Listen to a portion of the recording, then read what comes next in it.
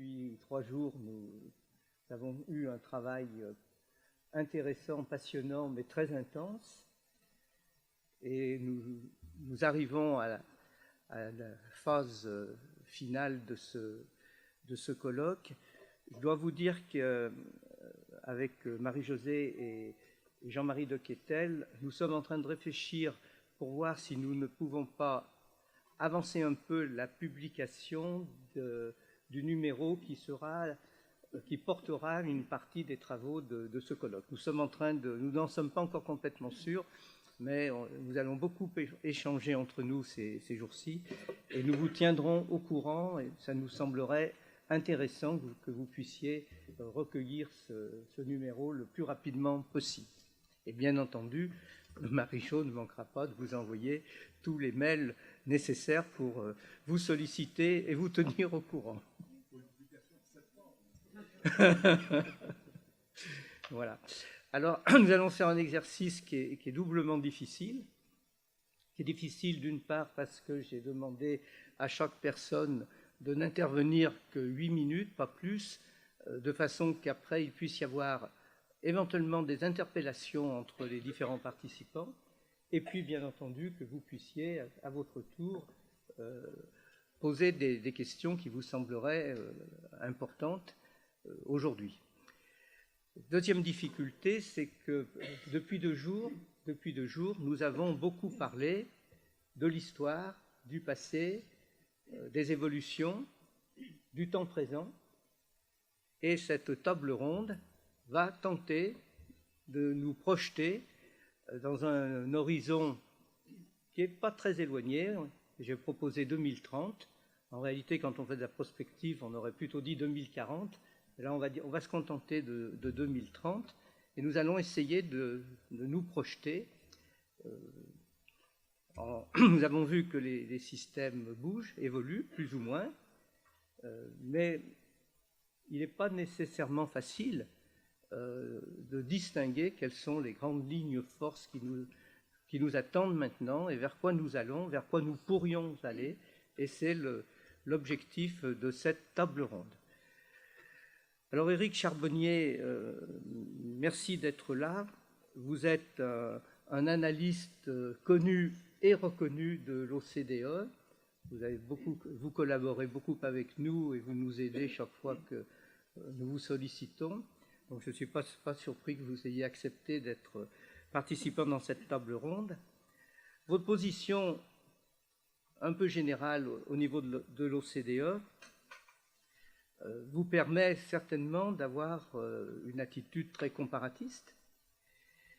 Et j'ai peine à croire que vous n'êtes pas en train de préparer l'école de 2030. Alors, cette école de 2030, de là où vous êtes, comment la voyez-vous ?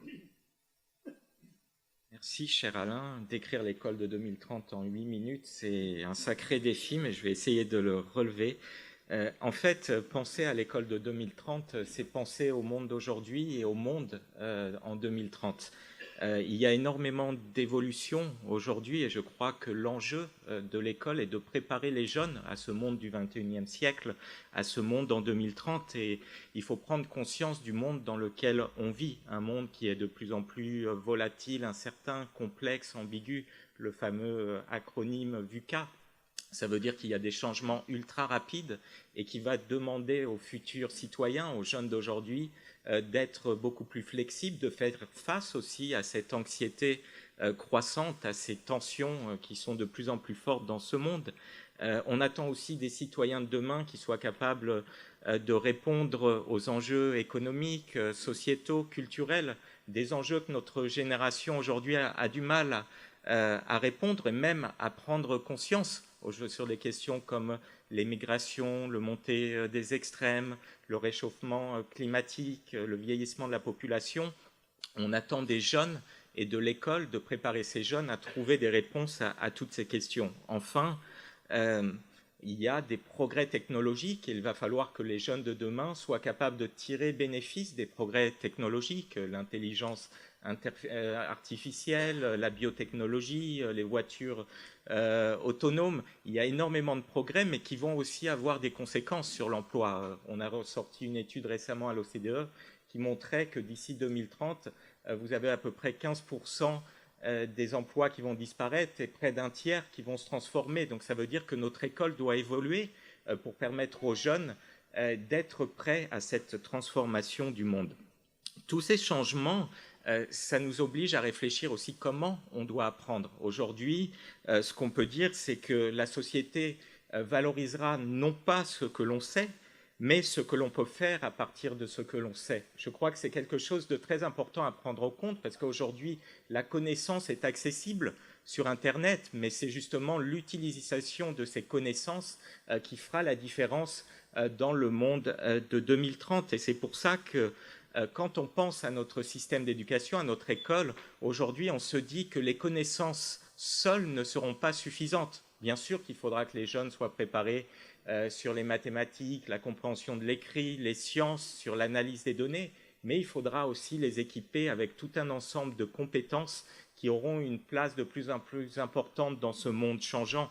Il faudra être capable de réfléchir, de résoudre des problèmes, d'être curieux, d'être créatif, de faire le tri entre le vrai et le faux quand on regarde une information sur Internet, d'avoir confiance en soi, confiance dans les autres, de travailler en équipe, d'être engagé, persévérant, bienveillant, empathique, et puis d'avoir des valeurs d'honnêteté, respect. Je pourrais faire une liste qui n'en finirait pas, mais aujourd'hui, notre école doit aller dans cette direction de réfléchir quelles sont les compétences qui sont les plus importantes dans ce monde de demain. Et vous avez des pays, le Canada, la Finlande, Singapour, qui sont déjà dans cette réflexion, alors que dans d'autres pays, on se rend compte qu'on est encore dans une réflexion très axée sur les disciplines.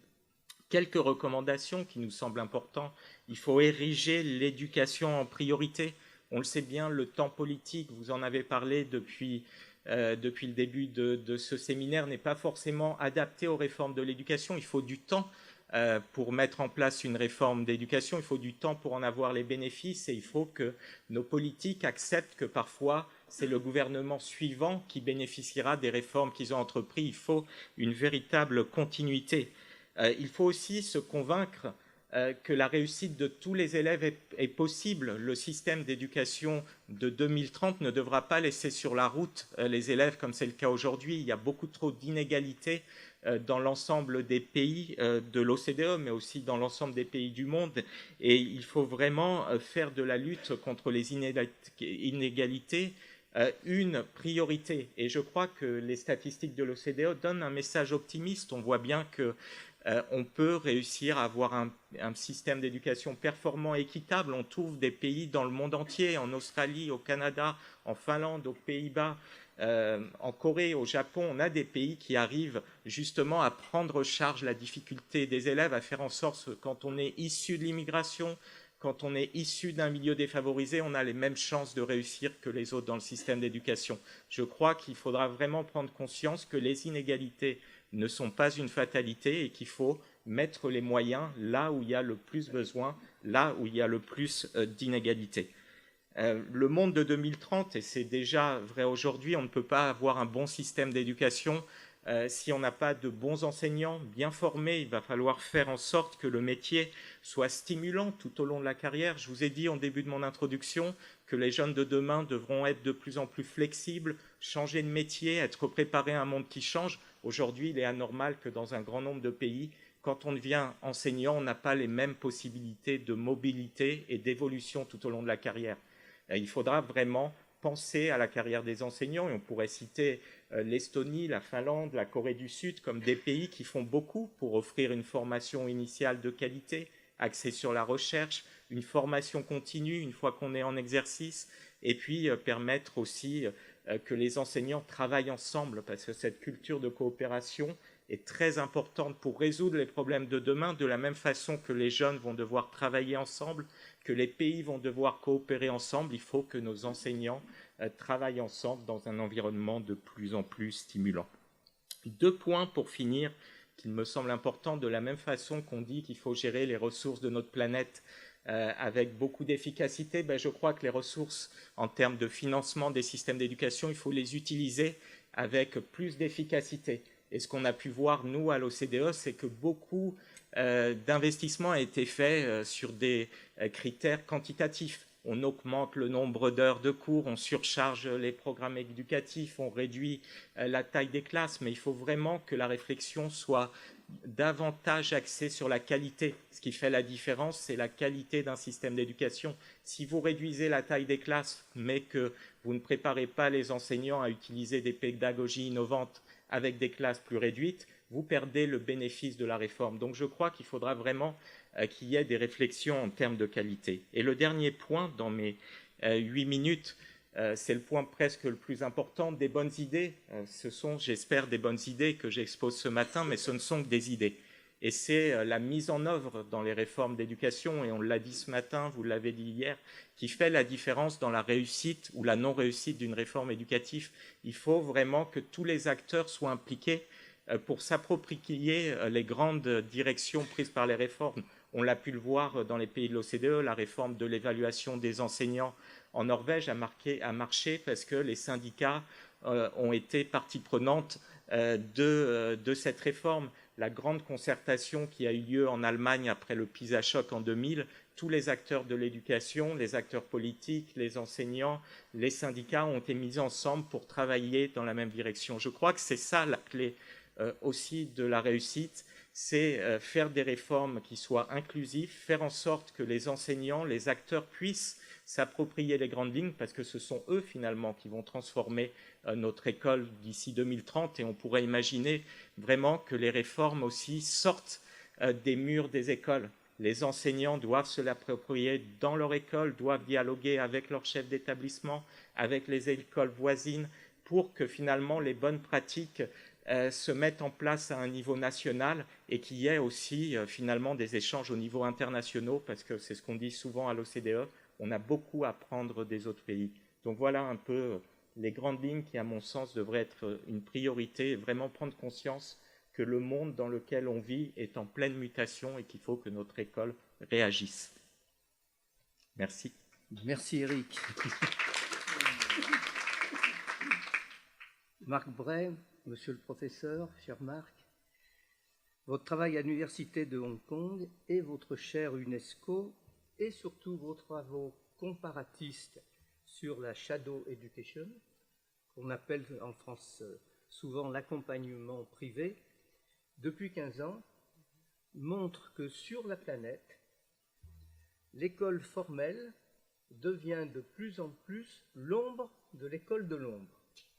Alors, est-ce que vous pensez que les systèmes formels en 2030 ont encore un avenir? Thank you, Alain, for reading the things that I have been writing for 15 years and for catching the lesson.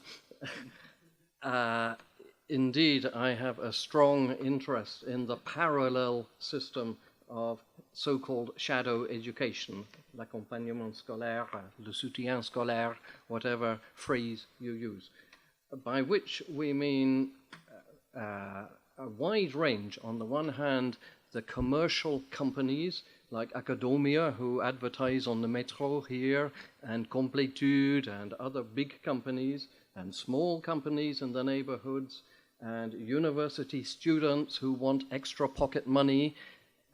My students do not do the homework for me because they are doing the homework for somebody else in the parallel system. Now, around the world, we have seen this for many years. Korea is the world champion of this. Korea, Taiwan, Japan, Hong Kong, of which I have been resident for 30 years. But now in Europe, in Africa, Abdul Rahman Baba Musa has written about it in our journal here, with the perspective of Benin and Africa. So it has become a global phenomenon, and it is not going to go away. It is going to get more and more.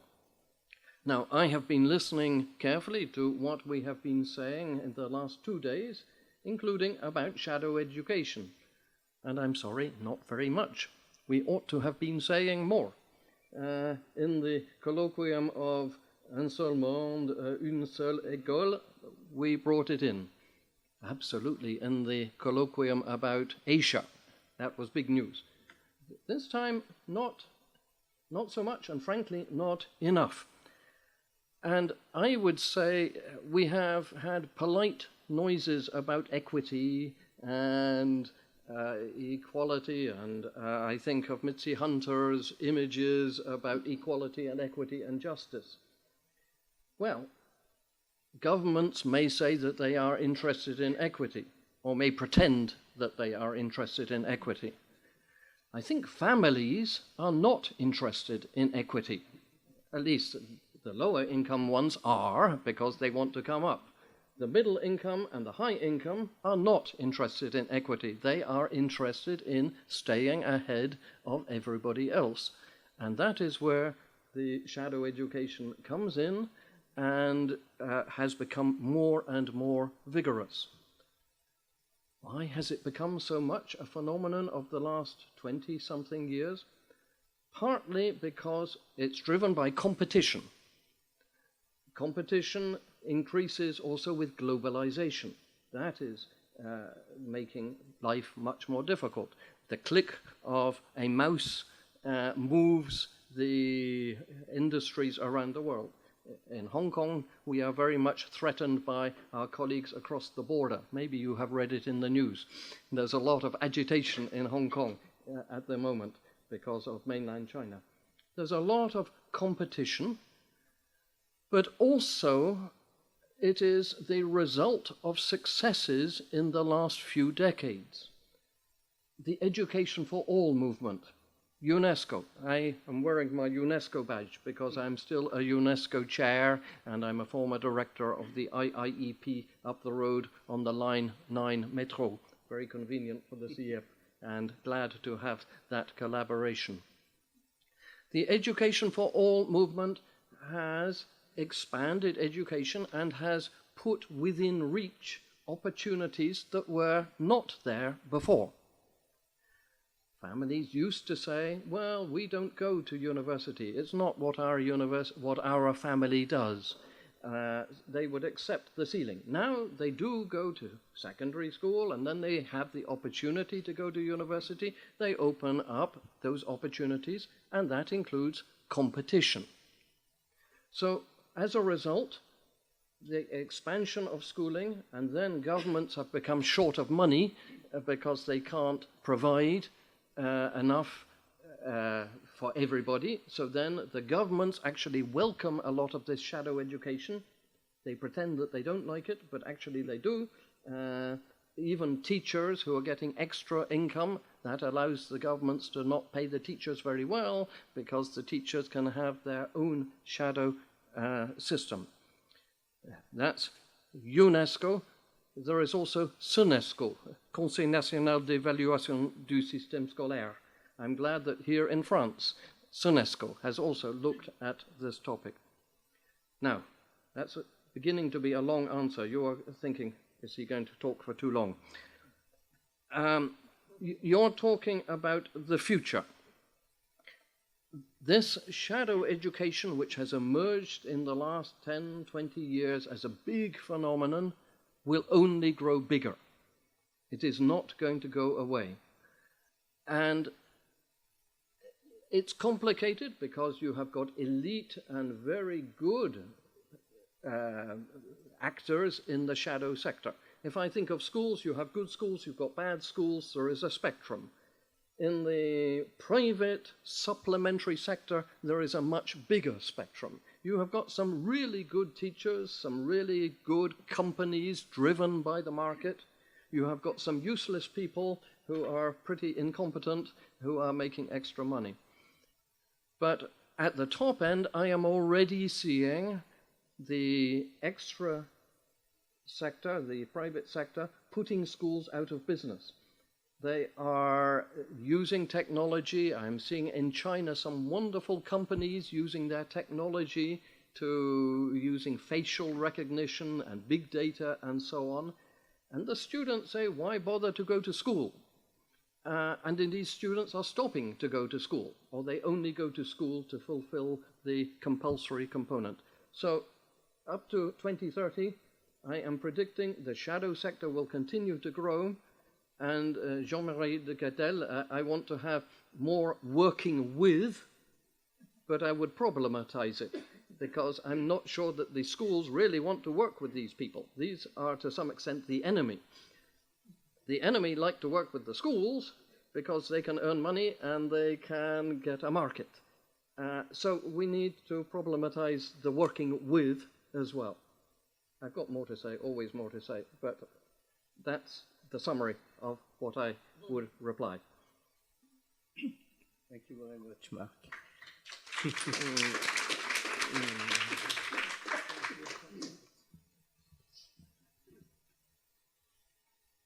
Monsieur le professeur, vous êtes le secrétaire général de la Confémen et vous êtes un consultant UNESCO. Vous avez à la fois une vue nationale sur votre pays et vous avez également, par vos fonctions, une vue tout à fait panoramique. Alors, selon vous, quel sera le rôle des dispositifs non formels sur le continent africain et évidemment sur les autres, mais déjà sur le continent africain?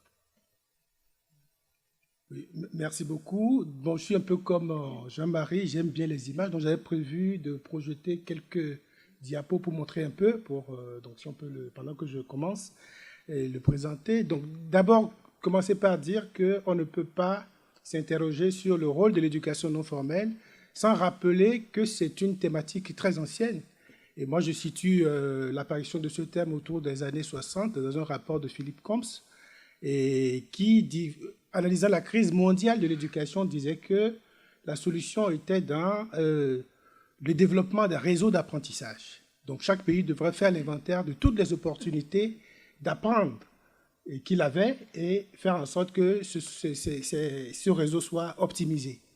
Et pour lui, ce réseau doit intégrer à la fois, je crois que j'ai fait partir j'ai voulu déplacer, mais j'ai fait partie. Donc ce réseau doit intégrer à la fois l'éducation formelle, c'est-à-dire l'enseignement de type scolaire, l'éducation de type scolaire, mais prendre en compte également l'éducation non formelle, c'est-à-dire toutes les formes organisées d'apprentissage destinées à des populations plus spécifiques, à des catégories de populations plus spécifiques. Et il a même rajouté l'éducation informelle, qui est en réalité toutes les opportunités d'apprendre, que ce soit par les médias, les voyages, les échanges, etc. Alors, partant de cette proposition de Combs, moi je m'interroge où en sommes-nous dans nos systèmes éducatifs actuellement. Et quand j'observe les schémas que nous avons dans les plans sectoriels de l'éducation de la plupart des pays francophones d'Afrique, on a un schéma qui est plutôt, comme vous pouvez le voir, je ne sais pas où il faut appuyer pour, mais c'est peut-être là. Dans le cas du Bénin, c'est un système pyramidal, complètement organisé autour de l'école, complètement organisé autour des savoirs intellectuels. Lire, compter, calculer, et puis celui qui réussit, c'est celui qui fait bien les mathématiques et qui fait bien le français. Alors, un système pyramidal organisé de la maternelle à l'enseignement supérieur, mais qui, malheureusement, laisse beaucoup d'enfants sur le côté. Et j'ai là le schéma de scolarisation transversale de deux pays, le Bénin et le Sénégal. On se rend compte qu'au début du système, donc vers la gauche, qu'il y a toujours beaucoup d'enfants qui entrent dans le système scolaire, notamment à partir du primaire. On a des taux de 141% de scolarisation primaire. Mais dès qu'on arrive à la fin du primaire, donc on a 70%, 75% d'achèvement. À la fin du premier cycle du secondaire, on n'a plus que 50% et en terminale, on en a 20%. Donc je parle là pour les pays en général d'Afrique subsaharienne. Et ceux qui restent n'ont pas les acquis, puisque les enquêtes du PASSEC 2014 nous montrent que 40 à 50% des enfants qui finissent le cycle primaire n'ont pas les acquis attendus en français et en mathématiques. Alors, donc, l'efficacité interne de ce système est vraiment à revoir. Deuxièmement, quand on regarde l'efficacité externe, là, j'ai le schéma de la configuration de la population active du Bénin. 60% des actifs n'ont pas de diplôme scolaire ni universitaire. Seuls 30% ont un diplôme de niveau primaire, enfin, premier cycle ou premier cycle du secondaire, et seulement 3% ont des diplômes universitaires. Donc voilà encore un système qui, en fait, ne forme pas la grande partie de ceux qui produisent, mais qui reste quand même dans nos imaginaires le système privilégié. La réalité, c'est que tous ceux qui ne sont pas dans ce système scolaire, ils sont où? Ils sont dans des ateliers d'apprentissage, dans des coopératives agricoles, ils sont pris en charge par des mouvements associatifs de jeunesse et autres, mais ceux-là ne sont pas du système éducatif. Ils sont un peu la voie de rattrapage après l'échec scolaire.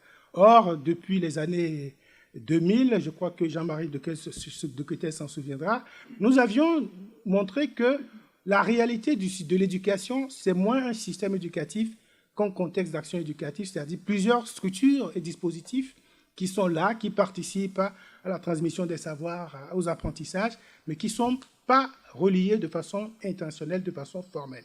Et je crois que l'avenir, justement, c'est de considérer que l'éducation se déroule dans deux types de structures, donc ce qu'on appelle l'éducation formelle, qui est le système scolaire, mais aussi l'éducation non formelle. Toutes ces structures donc d'apprentissage, comme je le disais tout à l'heure, sur le tas, et les réformes doivent pouvoir permettre de réconcilier ces deux types de dispositifs, de remettre en place des passerelles formelles entre l'école et ces autres dispositifs qui représentent à peu près 30 à 40% des jeunes de 7 à 17 ans dans plusieurs pays d'Afrique francophone. Donc le schéma que vous voyez et que je n'arrive pas à commenter, mais vous avez sur votre droite, du moins sur votre gauche, à vous, l'éducation formelle de type scolaire, et sur la droite, tout ce qui s'appelle alternative, rattrapage scolaire et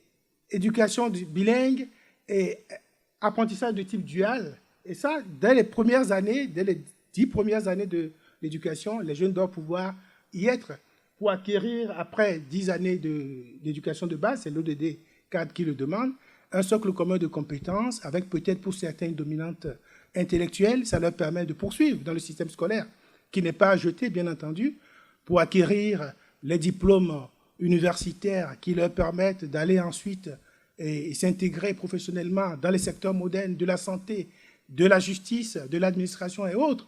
Et une deuxième catégorie qui est au centre, qui sont des jeunes qui sont un peu de façon duale entre le travail intellectuel et le travail pratique, qui vont aller dans les grandes écoles d'ingénieurs, de l'agriculture, des ponts et chaussées. Figurez-vous que 2% seulement des étudiants des pays francophones d'Afrique sont dans les filières de l'ingénieur, sont dans les filières agricoles qui représentent en réalité le grand potentiel développement économique. Et il faudra ensuite continuer par accepter que certains jeunes continuent de se former et d'apprendre par le travail et que par la validation des acquis de l'expérience, on puisse leur permettre de valoriser leurs acquis et d'être compétitifs également sur le marché du travail. Donc je finirai tout simplement en reprenant un peu de ce qui a été dit avant pour dire que l'éducation non formelle doit être la deuxième face de la médaille éducation et que cela suppose que l'offre éducative soit unique. Il n'y a pas deux éducations. Il n'y a qu'une éducation, mais qu'il faut qu'il y ait plusieurs parcours parmi lesquels les élèves, les enfants, on parle beaucoup d'élèves, mais en réalité, ce sont des apprenants, ce sont des enfants, ce sont des jeunes et des adultes d'ailleurs, puisqu'il y en a beaucoup qui bénéficient de l'éducation et l'alphabétisation de l'éducation des adultes. Et il faut éviter de continuer d'emprisonner l'éducation dans la forme scolaire. Et je reprends là les propos de Guy Vincent qui montrent comment l'école s'impose aux autres formes d'éducation. Il faut créer donc cette passerelle formelle entre l'éducation formelle et l'éducation non formelle. Et cela concerne aussi bien les pays d'Afrique que les pays d'Europe. Parce que ici, j'ai entendu beaucoup d'interrogations sur le rôle de l'école. Cette idée de mondialisation de la forme scolaire dont parlait le professeur Novoa hier, et on s'interroge d'ailleurs sur la pérennité de l'école. Donc, c'était aussi une problématique qui s'impose. J'ai entendu M. Forestier nous parlait des acquis au primaire, des déterminismes sociaux qui font que beaucoup de jeunes aujourd'hui n'ont pas les acquis attendus au niveau de l'école. Donc, il faut, à mon avis, oser, comme le disait le ministre Ndoye, oser de franchir la troisième marche des réformes et de repenser, de refonder totalement l'éducation dans ses valeurs, dans ses structures, de reconnaître et valoriser tous les environnements éducatifs. Si j'emprunte le mot à Antonio Novoa, nous parlions, nous, de contexte d'action éducative, donc on se rejoint. Donc il faut accepter de reconnaître et de valoriser tous ces environnements éducatifs et, comme dirait Madame Bonkungu, prendre le temps de la réforme, parce que souvent, on veut des résultats tout de suite, on fait des simulacres de réforme et en fait, on n'arrive pas à les finir. Et enfin, pour paraphraser Jean-Marie de Quetel, pour que ça marche, il faudrait que toutes les composantes de la chaîne des actes que vous avez cités soient mobilisés et que les réformes soient des réformes participatives. C'est vrai que 8 minutes, c'est très court, mais je voudrais quand même vous remercier de m'avoir donné la possibilité de parler ici de ces questions.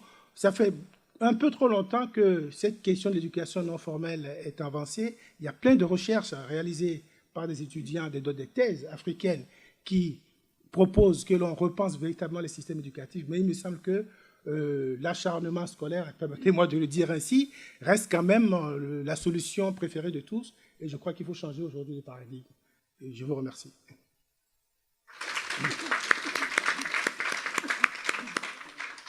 Monsieur le ministre Jim, monsieur le professeur,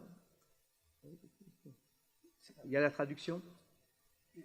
Votre pays, la Corée du Sud, est connu, d'ailleurs ça a été redit ce matin, pour sa volonté et sa capacité à préparer très activement l'avenir.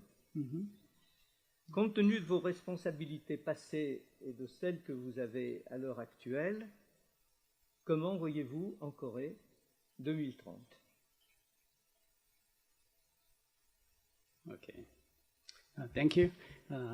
Eddie talked about OECD's Education 2030, and Mark talked about shadow education in Asian context. I think those are backdrop for my presentation. Thank you, Eddie and Mark. I think 2030 will be a very important year in education. OECD is talking about Education 2030, and UNESCO is also talking about Education 2030. Of course, they are using the word Education 2030 with different meanings. Nowadays, Korea is beginning to talk about Education 2030 as well. Korean government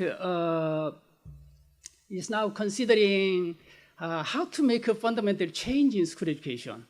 So last year, Korean government established Presidential Council on Education. So it is expected to address two big questions. One is about revamping education governance system. The other is about innovating school education in a way that sets the student as the active agent rather than passive recipient. So the idea of reorganizing school governance system comes from the presidential election pledges. In the presidential election year, that's 2017, there was a strong public opinion that the Ministry of Education had too much authority over schools, so that its power should be reduced. So the presidential candidate make pledges that he will abolish the Ministry of Education or downsize the Ministry of Education. So that's why they are establishing Presidential Council on Education. So the Presidential Council of Education is now considering delegating central government's authority over grade schools to the regional office of education. I'm not sure whether it will be implemented or not, but that's they are thinking about right now. So they just leaving higher education and lifelong and vocational education under the jurisdiction of central government. So we don't have any central government for the grade school. If it is implemented as intended, that will be a quite revolution, I think, in the history of Korea. It will be implemented. And it is also proposed that the Ministry of Education should be replaced with the National Education Committee, not the ministry anymore, but a committee. Because they want to provide more autonomy to the higher educational institutes, such as universities. They say Central Education Authority should not exist in the form of government ministry. That's why the Ministry of Education should be replaced with the National Education Committee. So they are thinking about the kind of things. while most Korean people agree that the student should be an active agent of learning in school, the problem is that it is easier said than done to implement such a policy. So education, as you know, education involves a large number of stakeholders. So it is not only difficult to reach a consensus on the specific innovation plans, but also it is very challenging to successfully implementing the change. As you know, education tends to be rather conservative. So it is resisting to be changed. So Korean government will commission the OECD to review Korean education, and a joint seminar will be held in coming October in Seoul by OECD and the Korean Ministry of Education, and the OECD will publish a review report on Korean education maybe next year. Maybe Eric know about it. I think we are talking about Korean Ministry of Education and OECD. So if we get the review report from the OECD, Korean government will set the direction of innovation for the future. But I am a little bit skeptical as to how successful this plan will be. There is a saying in Korea that for it to succeed, radical reforms or radical innovations should be implemented at the first year of the government, first year of the regime. But this is third year, Eric. This is third year. So, but we don't have any specific plans on education innovations yet. So, should a detailed plan come out next year, I think that will already be the fourth year. Then the lame duck of the regime or government is likely to begin. So I have much hope in the plan, but still I want to look on the bright side. I am still optimistic about education innovation in Korea. As you know, Korea has a unique culture of 빨리빨리. That's Korean, meaning hurry up, hurry up. So once the change begins, I think they will spread quickly across the country. That's a very strong, advantage we have in Korea. And I think Korea has excellent conditions for successful educational reforms. To mention a few, first we have there is a strong citizens' high interest in education. We have a strong education passions across the country. And second, we have excellent teachers. Top 1 or 2% of high school graduates gets admission to teacher training program in Korea. It's very competitive. We have excellent teachers. So we have a stable financing system for education. We have legal regulations that more than 20%, or to be exact, 20.27% of national tax income should be earmarked for the grade schools. And another portion is allotted for higher education and vocational and lifelong educations. I think it's a wonderful system. Nowadays, student population is decreasing sharply, but education budget is increasing every year. So on the economic side, they said it is irrational, but they cannot change because it is low. So we have a wonderful, stable financing system for education. Lastly, I want to talk about the support system of Educational Research Institute. We have more than 5 national education research institutes. The largest one is KEDI. KEDI has more than 500 staffs, including 150 PhDs. They are excellent, researchers and professionals, and all of them are ready to cooperate with schools. So that's why I have some faith that after some trial and errors, there will be a successful innovation in Korea around the year 2030. Thank you for your attention.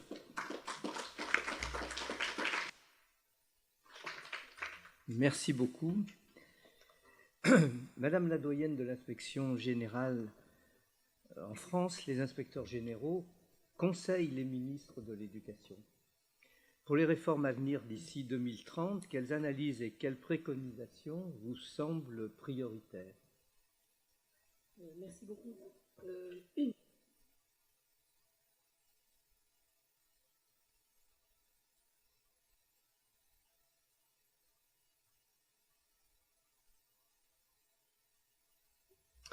Un certain nombre de points, en effet, ont déjà été évoqués et je ne vais pas y revenir, notamment pendant les 2 jours aussi. Et même si je n'ai pas pu assister à tout, j'ai suivi par intermédiaire parfois ce qui s'était dit. Je ne vais pas revenir non plus sur ce que Éric Charbonnier listait finalement comme priorité pour 2030. Je voudrais simplement revenir sur 2-3 points qui donneront peut-être lieu aussi ensuite à des échanges.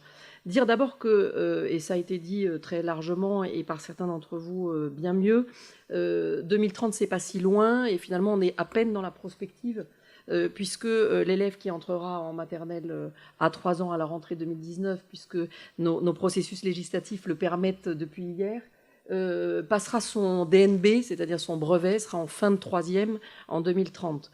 C'est sans doute très très long pour lui. L'élève de 3 ans qui rentrera demain ne se projette certainement pas à 15 ans, mais c'est très court sur le temps éducatif. De la même manière que l'accent qui est mis aujourd'hui sur les fondamentaux, on en a parlé à plusieurs reprises, je sais que plusieurs intervenants français ont insisté sur cette priorité donnée aux enseignements fondamentaux à l'école depuis 2017, avant aussi, mais disons qu'aujourd'hui la priorité est très marquée, ne pourra véritablement délivrer des résultats, montrer des résultats qu'en 2025-2028 avec les premières générations et les premières cohortes qui, d'une part, sortiront de la scolarité obligatoire et ensuite du parcours scolaire jusqu'à la terminale. Autrement dit, ce temps très long de l'éducation nationale, qui s'oppose en général au temps médiatique et largement et au temps politique aussi, nous invite évidemment à la fois à l'humilité et à la patience. Et je crois qu'un certain nombre de choses ont été dites sur le besoin de prendre le temps d'analyser, d'évaluer les résultats des politiques mises en œuvre avant de relancer de nouveaux changements, de nouvelles transformations. J'ai entendu aussi le retour sur le pessimisme dont vous parliez tout à l'heure et de la charge, ce sentiment de succession de réformes est tout à fait perçu sur le terrain très largement et pourrait donner lieu à un renoncement à la réforme. Or, ce que je voulais dire, et peut-être pour entrer justement plutôt dans une phase optimiste que pessimiste, je crois qu'au contraire, s'il y aurait, et permettez-moi de la manière dont je m'exprime, des prétextes à renoncer à la réforme, le temps politique très court, un système éducatif qui n'aurait plus le monopole de l'éducation. Vous en avez parlé longuement et vous avez raison, vous en avez parlé aussi en parlant de la shadow education. Un environnement très transformé et notamment par le numérique évidemment, l'horizontalité des relations qui se sont installées et qui viennent en contradiction ou de manière orthogonale heurter la question de la transmission des savoirs et éventuellement de la verticalité de l'enseignement et les savoirs à très large disposition pour tous pourraient conduire à dire à quoi bon. Moi, je crois au contraire que l'école et l'éducation dans son sens le plus large a besoin de s'adapter continuellement, de s'adapter à un monde qui bouge et d'adapter à la fois le système et nos élèves. Autrement dit, c'est à la fois le mode, si je puis dire, de nos réformes et l'objectif. Autrement dit, adapter notre système pour conduire à une plus grande capacité d'adaptation nos élèves. Et donc, pour moi, l'adaptation est vraiment au cœur de l'idée de réforme. Cela dit, ça suppose de réformer en profondeur.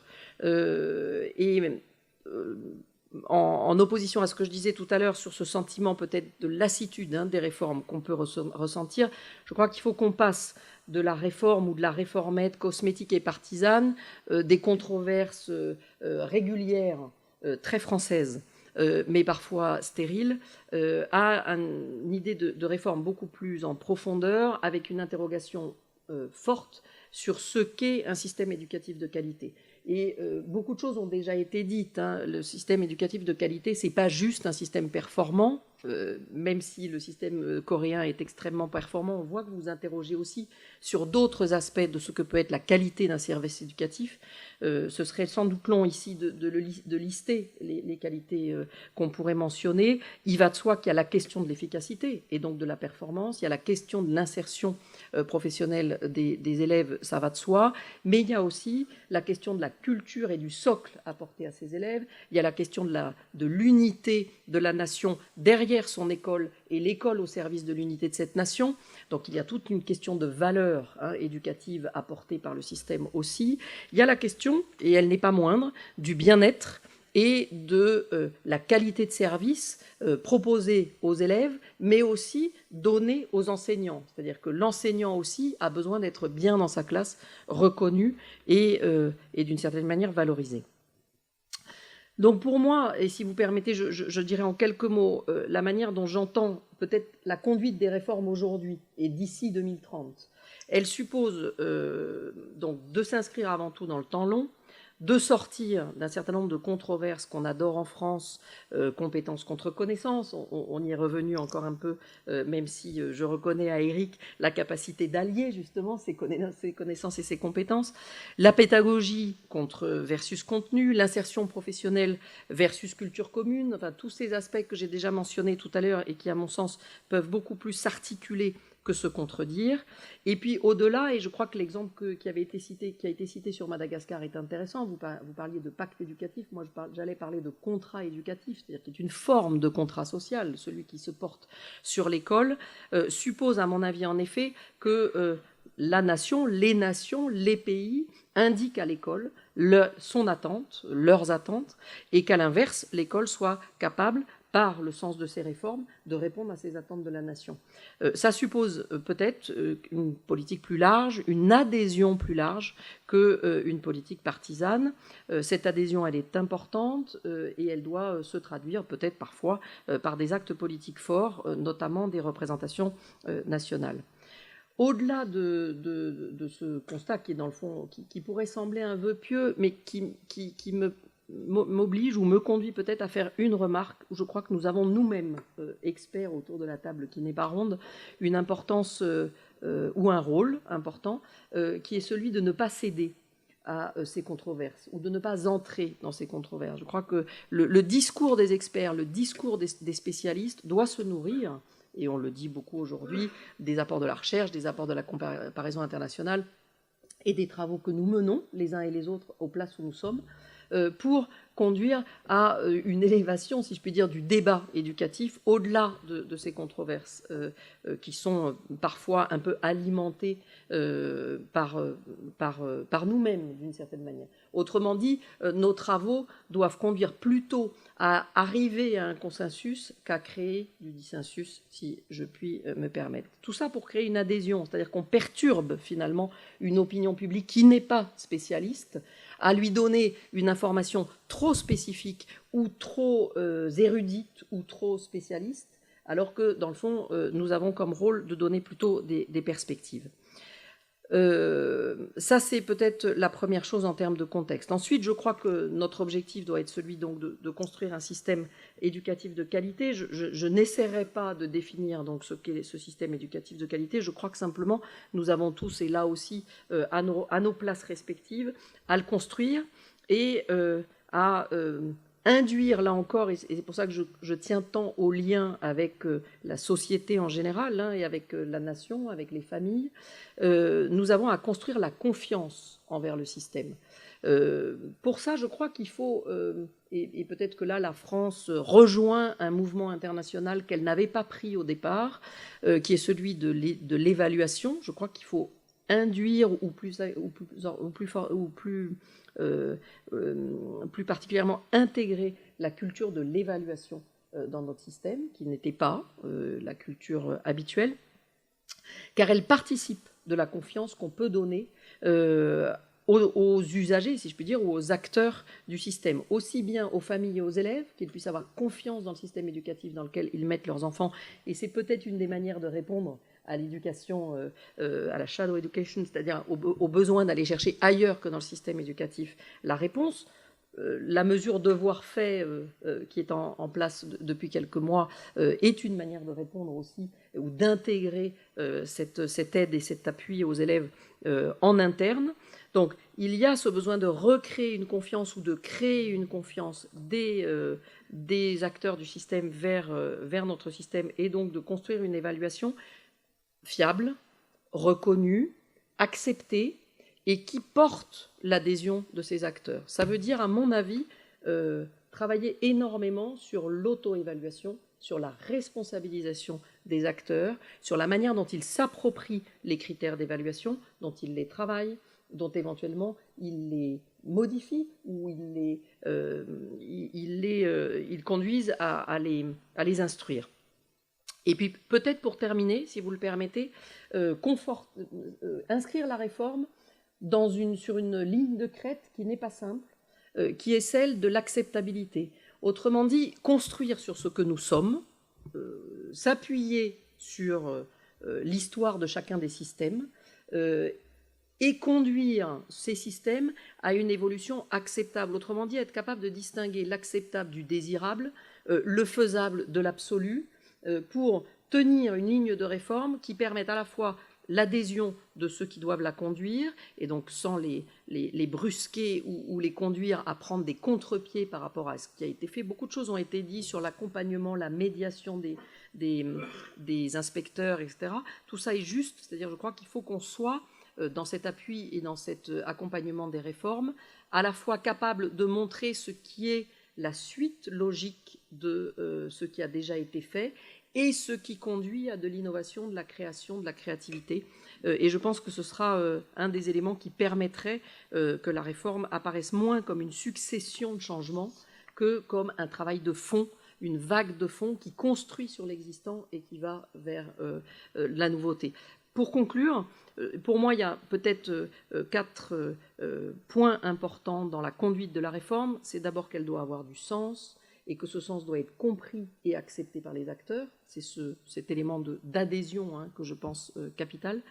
Qu'elle doit oser la nouveauté, mais construire sur l'acquis, et que là, on a une ligne de crête difficile à tenir, mais qui est capitale pour que ces réformes puissent prendre leur place et ne pas être considérées, je l'ai entendu aussi tout à l'heure, comme une vague de plus pour lequel les acteurs font en fait le gros dos et reste dans l'inertie. Elle doit conduire à décloisonner dans un certain nombre de directions, et je ne les déclinerai pas, mais le décloisonnement est important, parce qu'elle doit permettre, comme je le disais en début de mon propos, de créer de la capacité d'adaptation du système, capacité d'adaptation des acteurs et des personnels, et à terme, parce que c'est l'objectif maximum, capacité d'adaptation des élèves pour leurs études, mais surtout bien au-delà.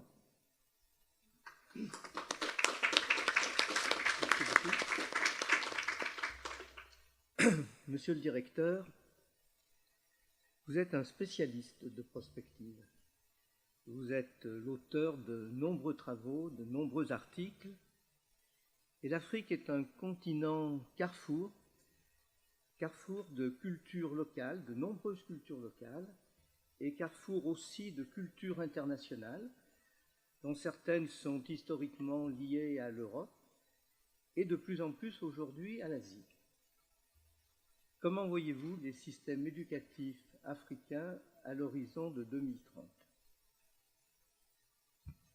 Bien, écoutez, c'est très gentil de me présenter comme prospectiviste, mais comme il y a prospective et que tout ce qui brille n'est pas de l'or, je vais commencer par dire ce que je ne vais pas faire. Et peut-être après, je répondrai à votre question.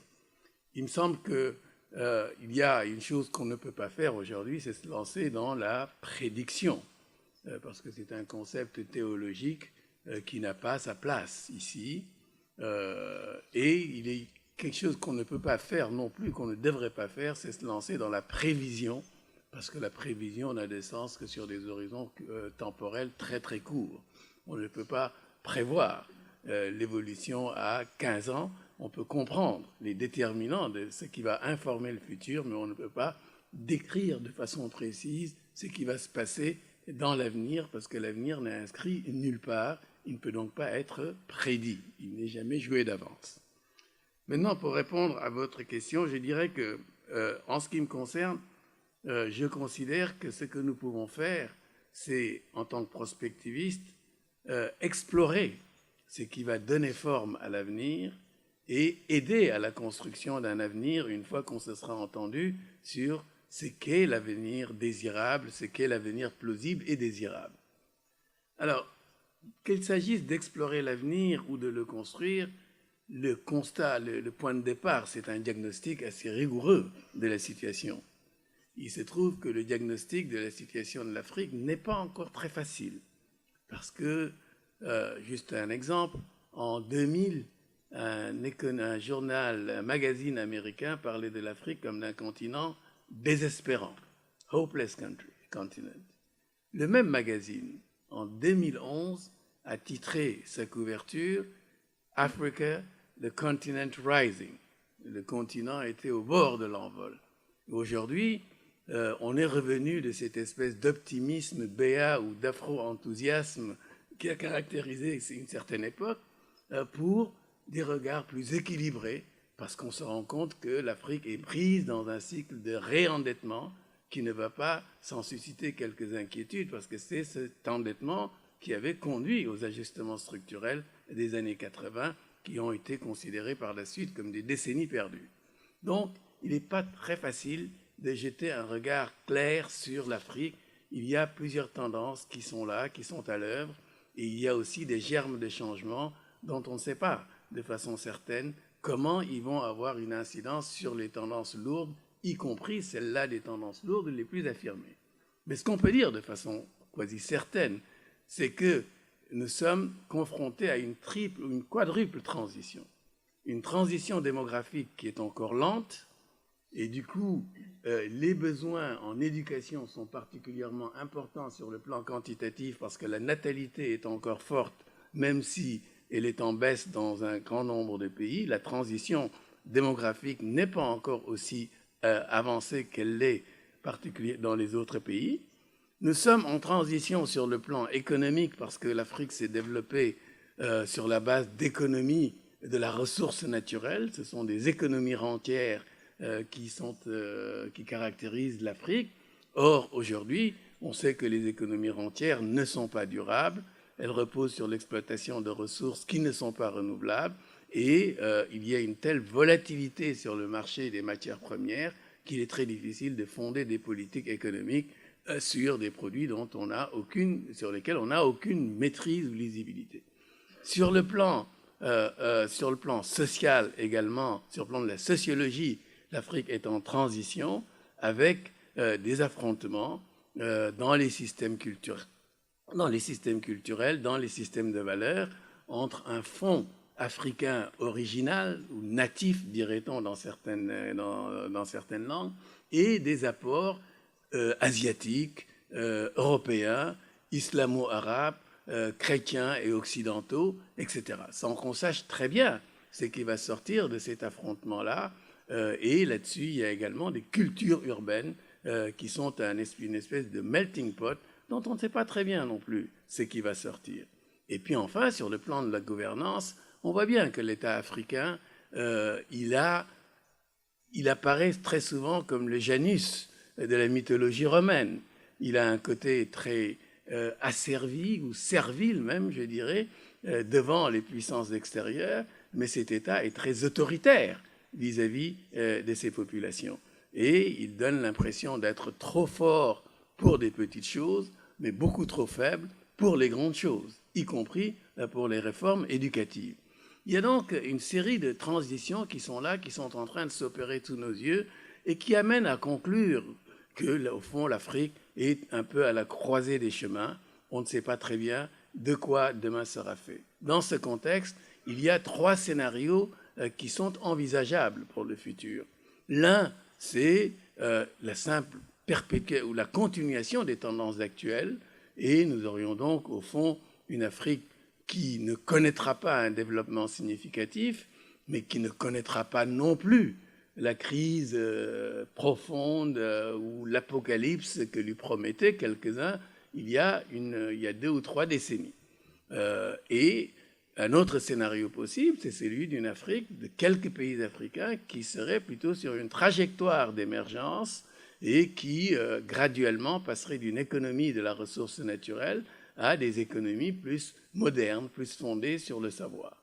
Mais aucun de ces deux scénarios n'étant totalement satisfaisant, parce que chacun comportant des problèmes, il n'est pas impossible d'imaginer un scénario, un troisième scénario, dans lequel, au fond, les Africains prendraient les mesures nécessaires pour se développer au sens conventionnel du terme, mais avant de revêtir le bleu de chauffe, comme disait Cheikh Hamidou Kane, ils prendront le soin de mettre leur âme à l'abri. C'est-à-dire qu'ils ne seraient pas prêts à sacrifier celles-là des valeurs culturelles dont ils sont porteurs et qui sont porteurs de progrès. Ils ne les sacrifieraient pas, mais ils n'accepteraient donc pas ces espèces de dilemmes entre raison de vivre et moyen de vivre, entre les honneurs éphémères et les sentiments de l'honneur, sacrifier l'être sur l'autel de l'avoir, mais ils seraient quand même prêts à payer le prix qu'il faut pour se développer et le faire de façon intelligente. Il y a donc plusieurs scénarios qui sont envisageables. Il est évident qu'à chacun de ces scénarios pourrait correspondre à un système éducatif. Et l'escalier de l'ambition ou des ambitions qu'évoquait le ministre Mamadou Ndoye l'autre jour serait tout à fait approprié. Si nous sommes dans des logiques tendancielles, dans des scénarios tendanciels, au fond, on fera essentiellement de l'additif. Si nous sommes dans une logique d'émergence, eh bien, il va falloir apporter des correctifs dans les systèmes éducatifs. Si nous sommes dans une logique de rupture et de paradigme nouveau, alors il est clair que c'est un système éducatif qui sera plutôt de type transformateur. Il y a donc, à chacun de ces scénarios correspondrait un système éducatif. J'imagine que les Africains accorderaient leur préférence à un scénario de type transformateur. Eh bien, si tel est le cas, les conditions me semblent évidentes. Elles ne sont pas différentes des conditions qui ont présidé à ce qui a été appelé le miracle grec. Ce miracle grec qui était représenté sous la forme d'un triangle dont les trois côtés s'appelaient, j'ai fait un clin d'œil à monsieur le directeur dont j'ai appris qu'il est agrégé de lettres classiques et il connaît sans doute donc ces trois points, les trois angles du triangle grec, logos, épithumia et orgone. Logos renvoie à cette capacité de rupture paradigmatique, dirait-on aujourd'hui. Quant à épithumia, il renvoie au désir et à ce que peut avoir, à la subjectivité qui peut pousser à désirer un avenir. Quant à ergone, ce n'est rien d'autre que l'action, mais l'action inscrite dans la durée et résistant aux effets de mode, etc. Je crois que ce sont les mêmes trois conditions que l'on retrouvera pour le succès des réformes éducatives si elles s'inscrivent dans une perspective de transformation. Alors, des défis à relever, il y en a beaucoup. L'un, c'est d'abord effectivement le défi scientifique et technique. Pour réformer, il faut disposer d'informations et il faut disposer de moyens de conduire, de planifier le changement et de le conduire. Il y a là un défi technique. Il y a également un défi qui est d'ordre sociétal, je dirais. Il faut qu'il y ait une acceptation qu'il n'y a pas de fatalité historique à laquelle les sociétés ne sauraient échapper. Et il n'y a donc pas de fatalité dans le déterminisme social. Il faut cette confiance en l'avenir. Et puis le troisième défi, sans doute tout aussi important, est le défi politique. Réforme pour quel sens? Sens compris comme signification, mais aussi comme direction. Signification, quelle est la signification des réponses? Est-on en train, lorsqu'on fait une réforme, de signifier que l'éducation est un fait anthropologique, pour reprendre les termes de M. Blanquer à l'ouverture de la réunion, et donc engage une société dans ce qu'elle a, dans ces dynamiques profondes, mais accepter aussi l'idée que, au fond, c'est la direction dans laquelle on pointe, c'est l'avenir, et c'est l'avenir qui donne sens au présent. Je crois qu'il y a donc là ces défis qu'il faut relever. Alors, il est possible d'arriver, à mon sens, à relever ces défis à deux conditions. L'une, c'est qu'il faut avoir une approche prospective, effectivement, il faut bien comprendre que les mesures qui sont mises en œuvre ne donneront la pleine mesure de leur potentialité positive ou négative que dans le long terme, hein, et donc savoir que les réformes engagent plusieurs générations et c'est pratiquement des contrats des générations qu'il faut envisager. Et puis l'autre impératif, c'est une approche holistique du développement. On ne peut pas isoler l'école de la société. Il y a une indissociabilité entre école et société et donc il faut avoir du développement une approche holistique. Un dernier impératif, ou deux derniers impératifs. Un, pour cela, il faut accepter, avoir une posture qui est celle que recommandait Gramsci, qui consiste à combiner le pessimisme de l'intelligence avec l'optimisme de la volonté. Et en second lieu, il faut sans doute faire preuve d'audace, mais ce n'est pas dans ce pays de Danton que j'insisterai sur ce point. Je vous remercie.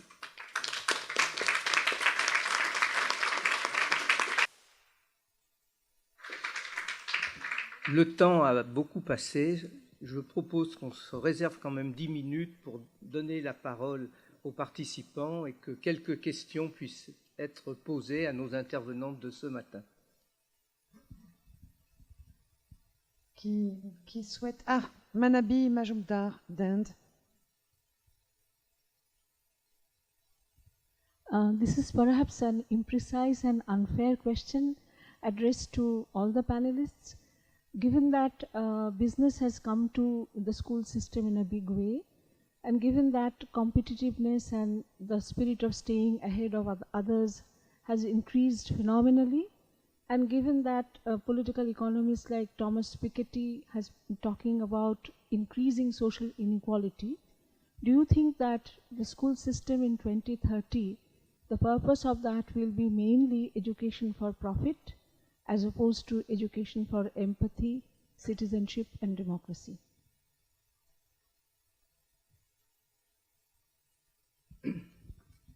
Qui veut répondre? Marc? Yes. Yes, But to elaborate a little on shadow education again, I see governments trying hard to achieve equity and development and so on. I am thinking of what is happening in China at the moment, where the government is very worried about the burden on students. And so the government is having special campaigns to reduce the burden, to have the positive aspects of life, etc. And the private sector says, thank you very much. The private sector then increases the burden again. The parents are actually ones who want the burden because they are competitive, because they want to keep ahead, and the private sector says, let us fill the gap.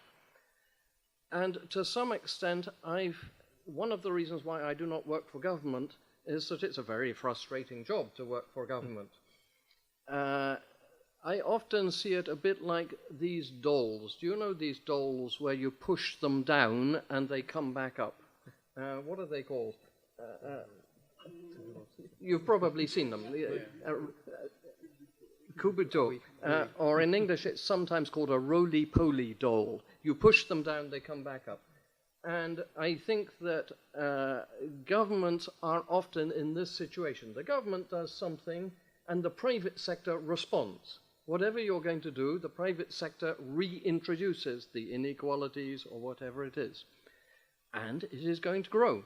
So I just see, I don't think necessarily it's entirely education for profit in 2030, but I do think that the balances are going to get more blurred. They are already more blurred. UNESCO has bold statements about education as a human right, education shall be free, education shall be compulsory in the fundamental stages. All right, but let's look at reality. And the reality is blurring, and it will be more blurred. Merci. Une autre question, Marie-Jo? Je n'ai pas vu de main se lever. Oui, si, Monsieur Ndoye.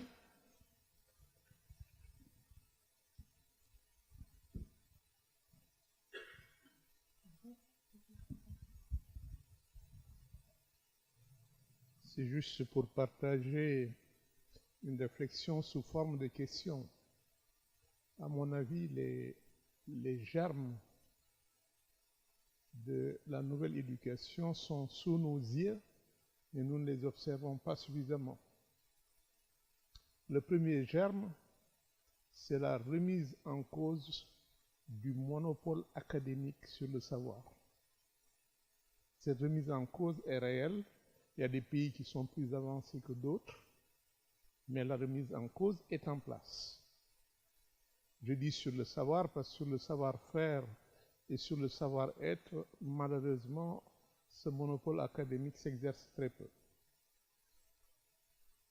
La deuxième chose, c'est ce que j'appelle l'organisation de l'intelligence coopérative de la société.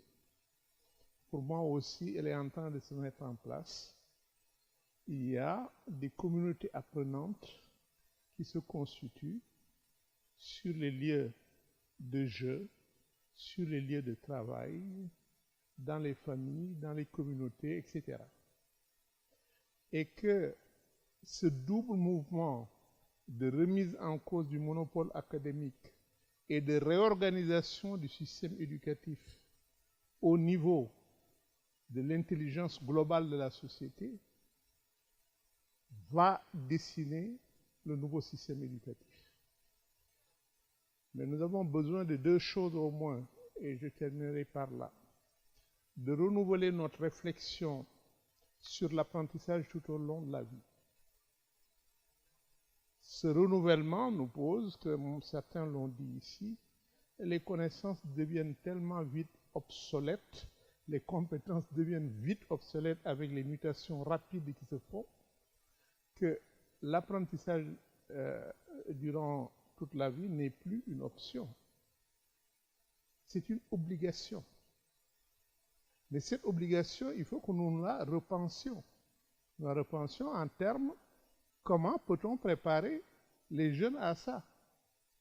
Est-ce qu'il s'agit encore de leur distribuer des connaissances ou bien est-ce qu'il faut plutôt développer leur capacité d'adaptation à des situations nouvelles, leur capacité à résoudre des problèmes qui sont inédits, leur capacité à prendre des initiatives, à travailler en équipe, etc., des choses comme cela. Ça, c'est le renouvellement de la réflexion sur l'apprentissage tout au long de la vie. Le deuxième aspect, c'est l'approche holistique dont on parlait. L'approche holistique et intégrée fait que la durabilité qui va marquer justement les perspectives de 2030 est un concept qui a beaucoup évolué, de la durabilité environnementale à la durabilité sociale, à la durabilité économique, et certains parlent même de durabilité de l'éducation en termes d'apprentissage de tout au long de la vie.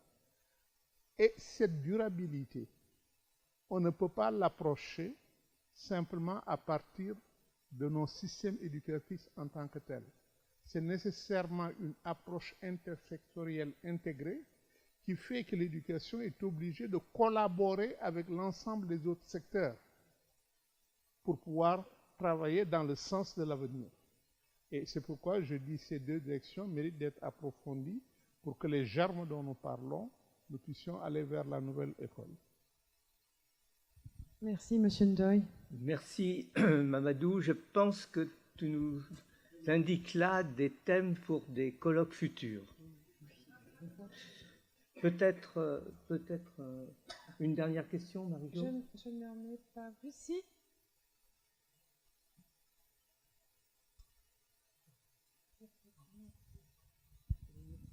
Bonjour à tous, Gisèle Ménélangué, je suis spécialiste de politique publique de jeunesse à l'OIF.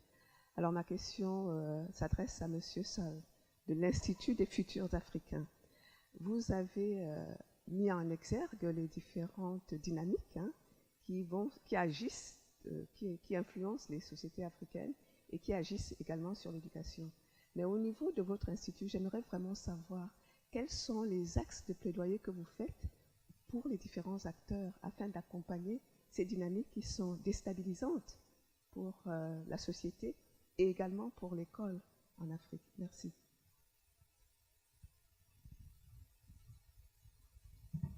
Vous êtes au Togo, j'imagine. Ah bon, d'accord, mais vous êtes d'origine vous êtes togolaise. Ah, camerounaise, j'avais compris togolaise. Excusez-moi. Non, parce que j'allais dire que ce qu'on essaie de faire, c'est, appuyer les pays sur le plan méthodologique à conduire des réflexions prospectives dans plusieurs domaines. Nous les formons donc dans les différents pays des cadres de façon à ce qu'ils puissent maîtriser les outils et méthodes de la réflexion prospective, mais surtout qu'ils comprennent le sens de la réflexion prospective.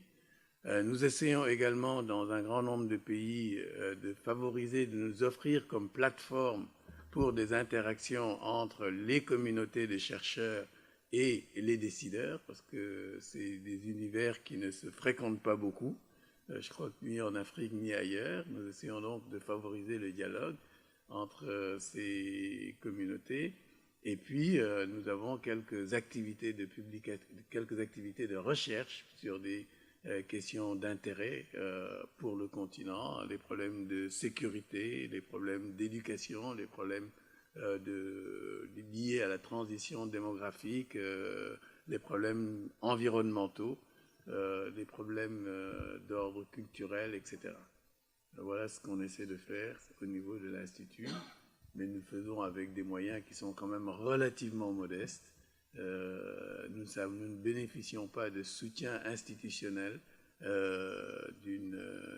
en tant que tel, et donc nous travaillons sur la base de projets, ce qui nous confère une très grande liberté, mais ce qui nous cause aussi quelques cheveux blancs parfois, parce que les fins de mois ne sont pas toujours assurées.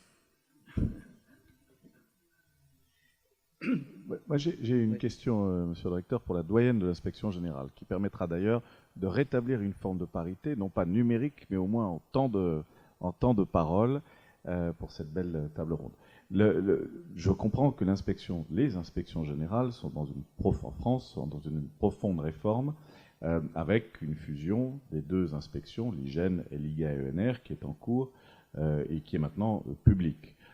Comment la nouvelle inspection va-t-elle se mettre en ordre de marche pour répondre d'une part à la demande du ministre, d'autre part à la demande sociale et à tout ce que tu as exposé tout à l'heure avec brio sur la nécessité de l'adaptation de la société à l'école et vice-versa? Merci beaucoup pour cette question, mais 8 minutes n'y suffiraient pas. Donc je ne reprendrai pas ce temps long. Les inspections générales, et en effet l'inspection générale du ministère de l'Éducation nationale, celle de l'enseignement supérieur, mais aussi celle de la jeunesse et des sports et l'inspection générale des bibliothèques vont fusionner, et le projet est désormais écrit. Je n'ai pas abordé ce sujet qui aurait pu être quasiment un cas d'exemple d'un certain nombre de pistes ou d'éléments de méthode que j'ai donnés tout à l'heure. D'une part, dans la manière dont on a construit le changement, et puis peut-être aussi en plaisanterie, comme une de ces réformes qui sont souterraines pendant des années et des années, qui émergent parfois par résurgence 2003, 2009, 2012, et puis qui finissent par aboutir en 2019, tout d'un coup, parce qu'il y a une impulsion politique. Je crois, et on parle beaucoup de leadership à tous les niveaux de nos systèmes éducatifs. Je crois moi aussi au leadership politique. C'est-à-dire, je crois qu'au plus haut niveau aussi, il faut un leadership pour que les réformes soient conduites et qu'elles arrivent à leur terme. Ensuite, comment cette inspection générale va prendre sa place dans ce que j'ai dit tout à l'heure? D'abord, je crois par deux biais, et puis je m'arrêterai là parce que je pourrais aller plus loin, mais le premier, c'est de couvrir un champ très large et justement qui couvre d'une certaine manière le formel, l'informel, le scolaire, le non scolaire, puisque notamment toute la partie sport et bibliothèque va venir apporter son expertise à une inspection générale qui couvre plutôt l'enseignement, donc l'enseignement scolaire et l'enseignement supérieur. Donc déjà un champ beaucoup plus large d'ouverture qui doit permettre dans le fond une convergence et une cohérence de l'ensemble des politiques de ce champ, non pas que nous soyons à l'origine des politiques, mais nous les suivons et nous les accompagnons.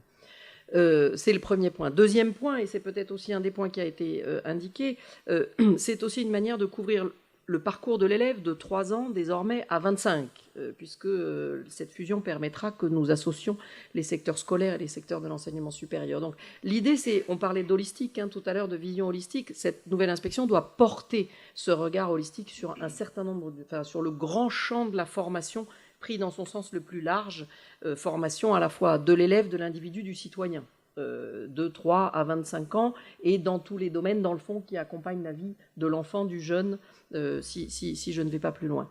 Ça, c'est la première chose. La deuxième chose, c'est que là aussi, et c'est peut-être aussi un regard un peu holistique, ça va permettre d'articuler un regard administratif et un regard pédagogique. Or, aujourd'hui, un des éléments des réformes est de se rendre compte du système scolaire et du système éducatif dans son sens le plus large, c'est la nécessité d'articuler pédagogique et administratif, c'est-à-dire qu'il n'y a pas une réforme qui peut être conduite sans objectif pédagogique, et j'imagine que le ministre l'a dit, parce que c'est vraiment un de ses points forts, mais en regardant aussi les moyens, les ressources et les manières de piloter ces réformes. À l'inverse, une réforme qui n'est que administrative et en termes de gouvernance n'aboutit pas aux résultats qui sont attendus.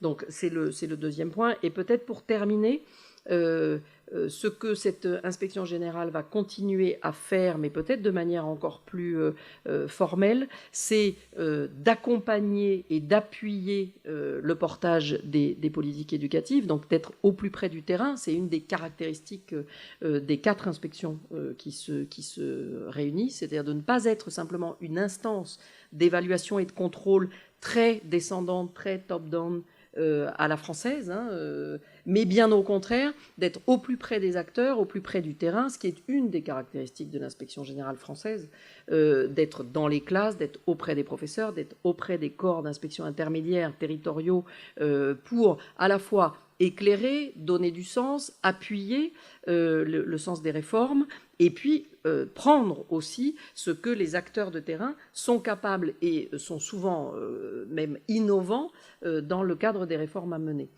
C'est important puisque dans le fond c'est un peu la spécificité de cette inspection générale, quelle que soit l'expertise dont elle va désormais bénéficier, 4 fois plus importante que ce que chacune d'elles pouvait porter en soi, c'est d'être ce lien entre l'autorité ministérielle et politique et l'enseignant dans sa classe, et de pouvoir à la fois porter vers l'un et vers l'autre le sens de ce qui est mené. Voilà, en quelques mots un peu réducteurs. Merci. Merci. Je crois qu'il y a une dernière question, et ensuite, monsieur le directeur, vous allez, pour nous tristement, mettre fin à cette très chaleureuse rencontre.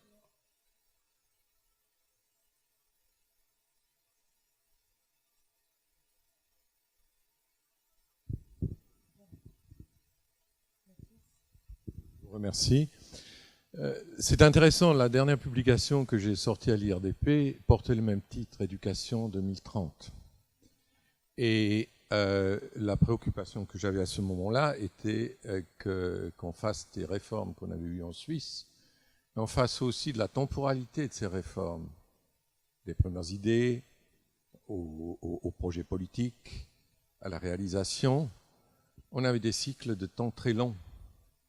Et finalement, les réformes telles que je les évalue en Suisse étaient beaucoup plus une structuration de l'existant qu'une réforme qui ouvrait vers d'autres horizons, alors que la société, elle galope.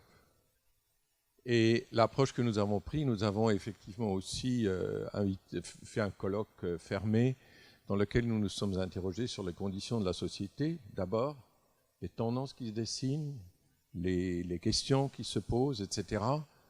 Et l'idée était peut-être dans un deuxième temps, ce deuxième temps n'a pas eu lieu puisque j'ai pris ma retraite, de s'interroger, mais qu'est-ce que ça signifie pour l'éducation et qu'est-ce que ça signifie pour les réformes? Alors, depuis la publication de ce livre, il y a une chose qui me tarabuste, c'est j'observe de plus en plus une absence en tout cas dans les pays développés, si vous me permettez l'expression, une absence d'un récit sociétal, d'une histoire sociétale commune.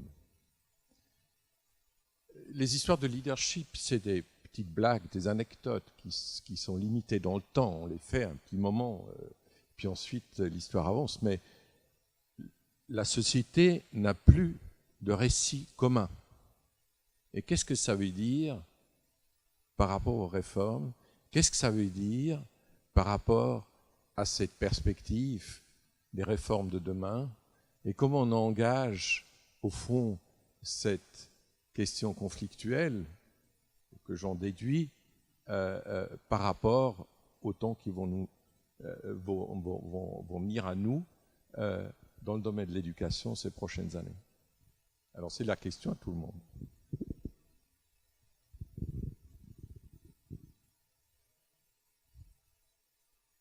Il me faudrait des heures et des heures pour répondre, mais je crois que la tendance et la croyance qui serait erronée, c'est de croire qu'il y a une réforme d'éducation qui peut être adaptée à tous les pays industrialisés. Je crois que chaque pays a sa propre histoire, sa propre identité, sa propre culture, et il est normal aujourd'hui de voir que les sociétés n'ont pas forcément les mêmes défis dans les pays. Donc je crois que ce qui est important, c'est d'avoir cette approche holistique, c'est-à-dire de se dire que quand on veut faire évoluer un système d'éducation, il faut prendre en compte justement les problématiques des sociétés, mais il ne faut pas imaginer qu'en 2030, on aura un système d'éducation unique. Chaque pays doit garder sa particularité, et ça, c'est un des éléments qui me semble très important. Après, il n'empêche qu'il y a des problématiques communes, notamment des réflexions à avoir sur le métier d'enseignant qu'on retrouve dans beaucoup de pays européens, dans beaucoup de pays industrialisés où il y a un problème d'attractivité, les notions d'équité.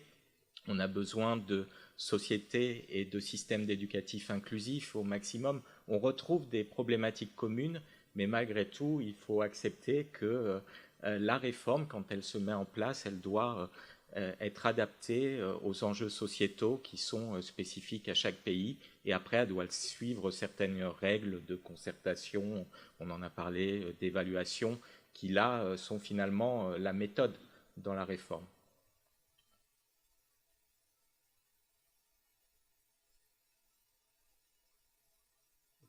Merci.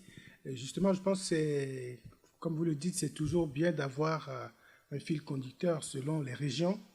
Mais en réalité, parfois l'uniformisation à outrance produit des effets pas forcément positifs.